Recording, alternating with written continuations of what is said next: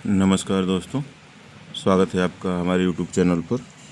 अभी देखिए UP TET का एग्ज़ाम सिटी डिटेल आ गया है, किसका किस शहर में एग्ज़ाम है, किस ज़िले में है, उसको आप लोग चेक कर लीजिएगा।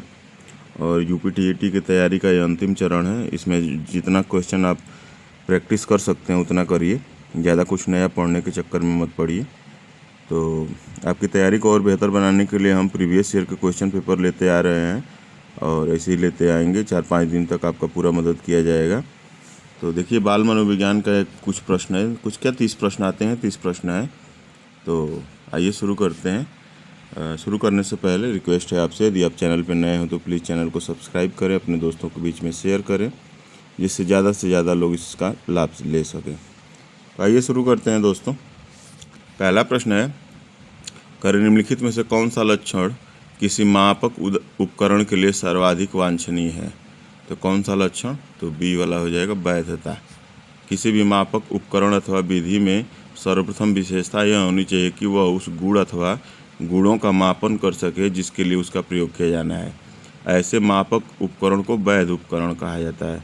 वैध और अवैध चीज़ें होती हैं ना, वैध चीज़ें वो होती हैं जिनको मान्यता है, जो ठीक होती हैं। अवैध मतलब गैर कानूनी। अगला प्रश्न है, कह रहा है कि थर्स्टन तथा लिकर्ट निम्नलिखित में से किसके मापन से संबंधित हैं।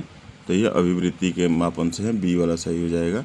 करें सन 1927 में थर्स्टन ने अभिवृत्ति के मापन के लिए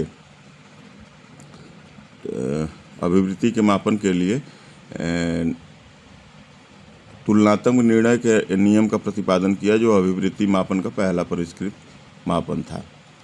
तो अगला प्रश्न है, कह रहे उत्सुकता परीक्षण निम्नलिखित में से किसका घटक है। तो सृजनात्मकता का ए वाला सही हो जाएगा। करेक्ट मनोवैज्ञानिक बेरोन ने सृजनशील बालकों की निम्नलिखित विशेषताएं बताई हैं। पहला है स्वतंत्र निर्णय लेने की क्षमता, जटिल समस्याओं में रुचि, एक साथ अनेक समस्याओं पर ध्यान केंद्रित करने की क्षमता और मौलिकता से परिपूर्ण। और पाँचवा उत्सुकता। तो उत्सुकता परीक्षण में निम्नलिखित में से किसका घटक है, ये तो सृजनात्मकता है। अगला है, निम्नलिखित में से कौन सृजनात्मकता से संबंधित नहीं है। तो कौन नहीं है, तो सी वाला हो जाएगा, मितव्ययिता, सी वाला। सृजनात्मकता का तात्पर्य नए विचारों या उत्पादों का उत्पन्न होना है, जिसकी मौलिकता, प्रवाह एवं उपयोगिता एक अनिवार्य गुण है। मितव्ययिता सृजनात्मकता का गुण नहीं है। अगला प्रश्न है, गैगने निम्नलिखित में से किससे संबंधित है। तो गैगने अधिगम का श्रेणी क्रम से संबंधित है, ए वाला सही हो जाएगा। गैगने का संबंध अधिगम का क्षेत्रीय श्रेणी क्रम से है। गैगने द्वारा लिखित किताब द कंडीशन ऑफ लर्निंग में इन्होंने सीखने के मूल 8 प्रकारों का वर्णन किया है। इसमें सीखने का क्रम श्रृंखलाबद्ध है। इस श्रृंखला के अंतर्गत सबसे ऊपर समाधान तथा सबसे नीचे सांकेतिक सीखना है। इस श्रृंखला की मुख्य विशेषताएं यह है कि यह सरल से जटिल की ओर जाती है। तो देखिए क्या है, संकेत अधिगम, उद्दीपन अनुक्रिया अधिगम, श्रृंखला अधिनियम, शाब्दिक अधिगम, बहुभेदन, प्रत्यय, सिद्धांत और समस्या समाधान। अगला प्रश्न है, बुद्धिलब्धि के संबंध में क्या सत्य है, पूछ रहा है। तो कालानुक्रमिक आयु से व्युत्क्रमी संबंध, कालानुक्रमी आयु से, सी वाला सही हो जाएगा, 6वें का सी। देखिए बुद्धिलब्धि का जो फार्मूला होता है अक्सर पूछता है, बुद्धिलब्धि तथा कालानुक्रमिक आयु, वास्तविक आयु परस्पर व्युत्क्रमानुपाती रूप से संबंधित होते हैं। तो बुद्धिलब्धि का फार्मूला होता है मानसिक आयु बटे कालानुक्रमिक आयु गुणे 100। तो अगला है, 16PF का प्रयोग किसके मापन हेतु किया जाता है। तो 16PF पर्सनालिटी फैक्टर का प्रयोग व्यक्तित्व के मापन में किया जाता है। तो सी वाला सही हो जाएगा, 7वें का सी। अगला प्रश्न है, कह रहा है बुद्धि का तरल मोजेक मॉडल किसने दिया था। तो बुद्धि का तरल मोजेक मॉडल जो था वो कैटल ने दिया था, ए वाला सही हो जाएगा। बुद्धि का तरल मोजेक मॉडल अर्थात तरल ठोस बुद्धि सिद्धांत कैटल द्वारा दिया गया है। कैटल के अनुसार बुद्धि के 2 महत्वपूर्ण तत्व हैं, तरल बुद्धि और ठोस बुद्धि। तरल बुद्धि को तर्क के आधार पर समस्या को हल करने की योग्यता के रूप में परिकल्पित किया गया, जबकि ठोस बुद्धि को शिक्षा, प्रशिक्षण व अनुभव पर आधारित ज्ञान के आधार पर परिकल्पित किया गया है। अगला प्रश्न है, कह रहे बच्चे के संज्ञानात्मक विकास हेतु उत्तम स्थान कौन सा है? तो विद्यालय एवं कक्षा का वातावरण डी सही हो जाएगा। 10वां प्रश्न है, कह रहे अभिप्रेरणा के स्रोत कौन कौन से हैं? तो अभिप्रेरणा के स्रोत आवश्यकता है, ये वाला। अभिप्रेरणा का मूल स्रोत आवश्यकता होती है, आपको पता ही होगा, आवश्यकता आविष्कार की जननी है। अगला है, कर व्यवहार में होने वाले अस्थायी परिवर्तन जो अभ्यास के कारण होते हैं को कहा जाता है, तो इसको कहते हैं सीखना, कहते हैं लर्निंग। किम्बले के अनुसार पुनर्बलित अभ्यास के फलस्वरूप व्यवहार जन्य क्षमता में आने वाले अपेक्षाकृत अस्थायी परिवर्तन प्रकृति का परिवर्तन अधिगम है। अगला प्रश्न कह रहे 12वां, करें निम्नलिखित में से कौन सा कारक स्मृति से संबंधित नहीं है? कौन सा कारक स्मृति से संबंधित नहीं है? तो ये डी वाला हो जाएगा, अनुभूति, डी वाला। अगला है, मैस्लो के अभिप्रेरणा सिद्धांत को क्या कहा जाता है? तो मैस्लो के अभिप्रेरणा सिद्धांत को कहा जाता है आवश्यकता का सिद्धांत, ए वाला सही हो जाएगा। अगला प्रश्न है, प्रधानाध्यापक या वरिष्ठ शिक्षक के लिए विद्यालय में कौन सी नेतृत्व शैली बेहतर है? तो ये बी वाला सही हो जाएगा, प्रजातांत्रिक नेतृत्व, बी वाला सही हो जाएगा। अगला प्रश्न है, कह रहे मानसिक स्वास्थ्य के नियमों को खोजना और उन्हें बनाए रखना अध्ययन का केंद्र बिंदु है, तो कौन है? तो ड्रेवर है। मानसिक स्वास्थ्य के नियमों को खोजना और उन्हें बनाए रखना अध्ययन का केंद्र बिंदु एक किसका है कथन? तो ये ड्रेवर महोदय का है। अगला प्रश्न है, तो इसका सी सही हो जाएगा, 15 का सी। अगला प्रश्न है, कह रहे चेस तथा कार्ड को निम्नलिखित में से किसमें वर्गीकृत किया जा सकता है? तो चेस तथा कार्ड हैं वो किसके अंतर्गत आ जाएंगे? ये बौद्धिक खेल के अंतर्गत आ जाते हैं, बी वाला। अगला प्रश्न है, कह रहा है कि